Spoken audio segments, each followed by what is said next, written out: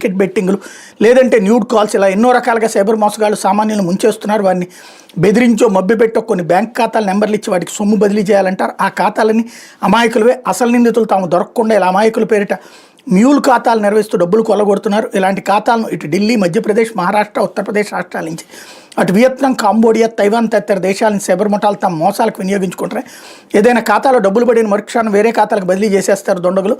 ఒంగోలులో పట్టుబడిన ఖాతాలను పరిశీలిస్తే తైవాన్ నుంచి లావాదేవీలు నిర్వహించినట్టు తెలిసింది. ఇలా 7 ఖాతాల నుంచి లక్షల్లో లావాదేవీలు జరిగాయి. పోలీసులు దర్యాప్తు చేసినా దొరకకుండా ముందు జాగ్రత్తగా ఒక ఖాతా నుంచి మరో ఖాతాకు నగదు వెంటనే బదిలీ చేసేశారు. సైబర్ నేరాల కారణంగా అమాయకులైన ఖాతాదారులపై పంజాబ్, ఢిల్లీలో కేసులు నమోదైనాయి.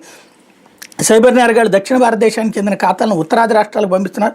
అక్కడి ఖాతాలను దక్షిణాది రాష్ట్రాల మోసాలకు వినియోగిస్తున్నారు అన్నటువంటి వార్తని హైలైట్ చేశారు. ఒంగోలు పీర్ల మాన్యానికి చెందిన ఓ మహిళకు డబ్బులు ఇస్తామని చెప్పి బ్యాంకులో ఖాతా తెరిపించారు. పాస్బుక్తో పాటు డెబిట్ కార్డు, ఆమె పేరిట కొత్త సిమ్ కార్డు తీసుకున్నారు. ఇవన్నీ అప్పగించినందుకు ఆమెకు 5,000 రూపాయలు ఇచ్చారు.